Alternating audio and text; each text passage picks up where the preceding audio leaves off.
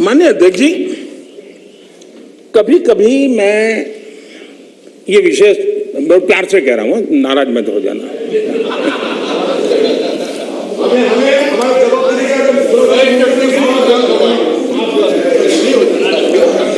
मुझे कभी कभी माननीय अध्यक्ष जी ये विचार आता है, उनके बयानों से, उनके कार्यक्रमों से, उनके कर्तृत्व से, जिस प्रकार से आप बोलते हैं, जिस प्रकार से मुद्दों से जुड़ते हैं, ऐसा लगता है कि आपने मन बना लिया है कि 100 साल तक सत्ता में नहीं आना है।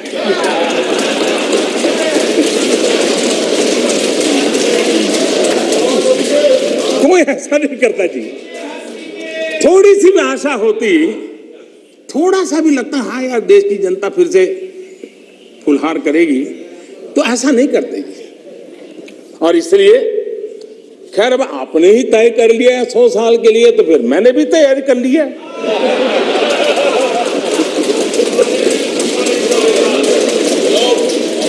नहीं होगा जिसको इस बात को सुनकर के गर्व न हो कि आज देश के गरीब से गरीब के घर में शौचालय बना है, आज खुले में शौच से देश के गांव भी मुक्त हुए हैं। कौन खुश नहीं है? कौन खुश नहीं?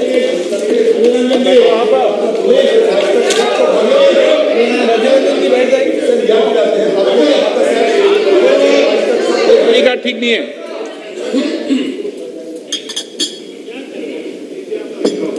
हो गया? प्लीज, मैं बैठने के लिए तैयार हूं। आप बोलिए। नहीं प्लीज अजय जी, आपको धन्यवाद करके शुरू करूं। बहुत बहुत धन्यवाद।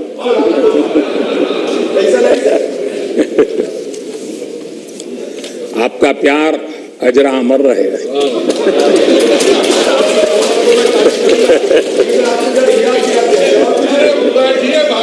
Please please please.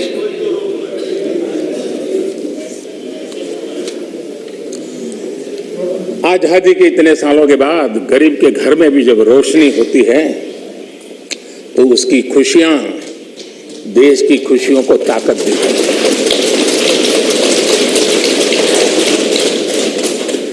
चूल्हे के धुएं से जलती हुई आंखों के साथ काम करने वाली मां को, गरीब मां को, और जिस देश में घर में गैस कनेक्शन हो यह स्टेटस सिंबल बन चुका था, उस देश में गरीब के घर में गैस का कनेक्शन हो, धुएं वाले चूल्हे से मुक्ति हो, तो उसका आनंद कुछ और ही होता है। हमारी माताएं बहनें उनका पूरा प्लीज प्लीज दादा प्लीज बैठिए। आपको मैंने पर्याप्त मौका दिया, तरीका ठीक नहीं है। दादा नहीं, दादा को बीच बीच में मौका देना चाहिए, क्योंकि दादा उम्र के इस पड़ाव में भी बचपना का मजा लेते रहते हैं।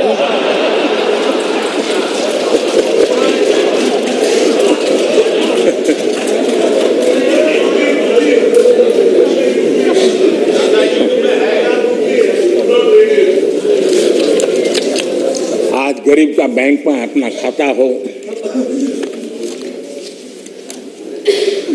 आज बैंक जहाँ गए बिना गरीब भी अपने टेलीफोन से बैंक के खाते का उपयोग करता हो, सरकार के द्वारा दिए गई राशि सीधी डायरेक्ट बेनिफिट ट्रांसफर के तहत उसके खाते में पहुंचती हो, ये सब अगर आप जमीन से जुड़े हुए होते, अगर आप जनता के बीच में रहते होते, तो जरूर ये चीजें नजर आती, दिखाई देता। लेकिन दुर्भाग्य ये है कि आप में से बहुत लोग ऐसे हैं जिनके सुई कांटा 2014 में अटका हुआ है और उससे वो बाहर ही निकल नहीं पाते हैं। और उसका नतीजा भी आपको भुगतना पड़ा है। आपने जो अपने आप को एक ऐसी मानसिक अवस्था में बांध के रखा है, देश की जनता आपको पहचान गई है। कुछ लोग पहले पहचान गए, कुछ लोग देर से पहचान रहे और कुछ लोग आने वाले समय में पहचानने वाले हैं। अब देखिए, आप जब इतना सारा लंबा उपदेश देते हैं तब भूल जाते हैं 50 साल तक कभी आपने भी देश में यहां बैठने का सौभाग्य प्राप्त किया था। और क्या कारण है कि आप सोच नहीं पाते। अब आप देखिए, नागालैंड के लोगों ने आखिरी बार 1998 में कांग्रेस के लिए वोट किया था, करीब 24 साल हो गए। ओडिशा ने 1995 में आपके लिए वोट किया था, सिर्फ 27 साल हो गए, आपको वहां एंट्री नहीं मिली। गोवा में 1994 में पूर्ण बहुमत के साथ आप जीते थे, 28 साल हो गए, गोवा ने आपको स्वीकार नहीं किया। पिछली बार 88 में त्रिपुरा में वहां की जनता ने वोट दिया था, करीब 34 साल पहले त्रिपुरा में। कांग्रेस का हाल है यूपी, बिहार और गुजरात। आखिर में 1985 में 1985 में करीब 37 साल पहले आपके लिए वोट किया था। पिछली बार पश्चिम बंगाल में वहां के लोगों ने 1972 में करीब 50 साल पहले आपको पसंद किया था। तमिलनाडु के लोगों ने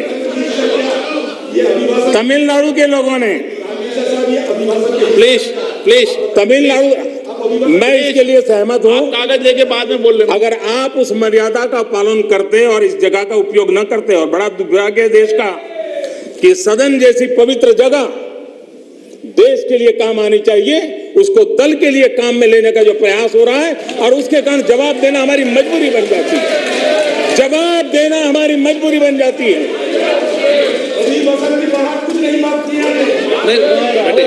माननीय अध्यक्ष जी, तमिलनाडु आखिर में 1962 में, यानी करीब 60 साल पहले आपको मौका मिला था। तेलंगाना बनाने का श्रेय लेते हैं, लेकिन तेलंगाना बनने के बाद भी वहां की जनता ने आपको स्वीकार नहीं किया। झारखंड का जन्म हुआ, 20 साल हो गए, पूर्ण रूप से कांग्रेस को स्वीकारते नहीं है, पिछले दरवाजे से वो घुसने का प्रयास करते हैं। माननीय अध्यक्ष जी, सवाल चुनाव नतीजों का नहीं है, सवाल उन लोगों की नीयत का है, उनकी नेक दिली का है कि इतने बड़े लोकतंत्र में इतने साल तक शासन में रहने के बाद देश की जनता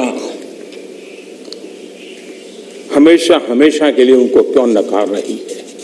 और जहां भी ठीक से लोगों ने राह पकड़ ली, दोबारा आपको प्रवेश करने नहीं दिया है। इतना सारा होने के बावजूद भी हम तो एक चुनाव हार जाए ना, महीनों तक न जाने इकोसिस्टम क्या क्या करती है। इतना सारा पराजय होने के बावजूद भी न आपका अहंकार जाता है, न आपकी इकोसिस्टम आपके अहंकार को जाने देती है।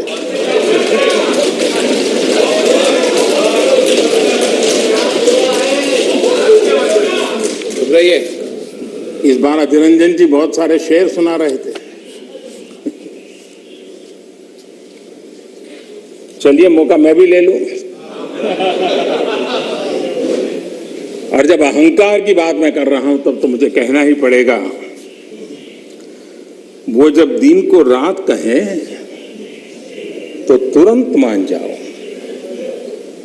वो जब दिन को रात कहें तो तुरंत मान जाओ, नहीं मानोगे तो वो दिन में नकाब ओढ़ लेंगे। जरूरत हुई, रोजगार की बारे में बात कीजिए। जरूरत हुई,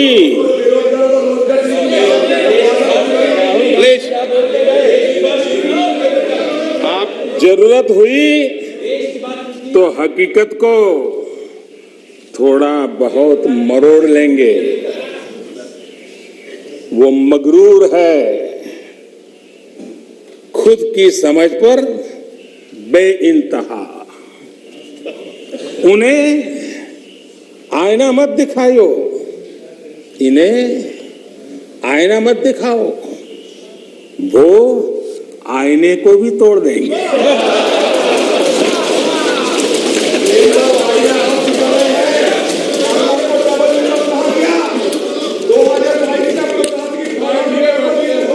प्लीज प्लीज, यानी क्या हो गया है आपको, मुझे समझ नहीं आ रहा है। और इसलिए मैं आज इसलिए कहता हूं आपको ध्यान में आए कि आप कहां खड़े हैं जी। और मैंने इतिहास बताया, 60 साल के लेकर 15 साल तक पूरा कालखंड, इतने राज्य, कोई आपको घुसने नहीं दे रहा है। माननीय अध्यक्ष जी, कभी कभी मैं ये विशेष बहुत प्यार से कह रहा हूं, नाराज मत हो जाना।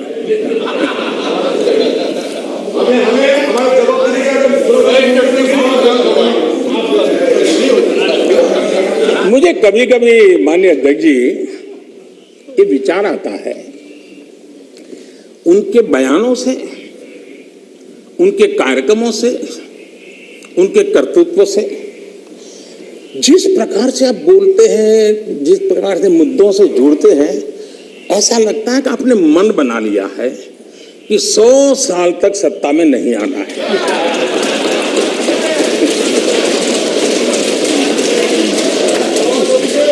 कोई ऐसा नहीं करता जी। थोड़ी सी भी आशा होती, थोड़ा सा भी लगता हाँ यार देश की जनता फिर से फुलहार करेगी, तो ऐसा नहीं करते जी। और इसलिए खैर अब आपने ही तय कर लिया है 100 साल के लिए, तो फिर मैंने भी तैयारी कर ली है।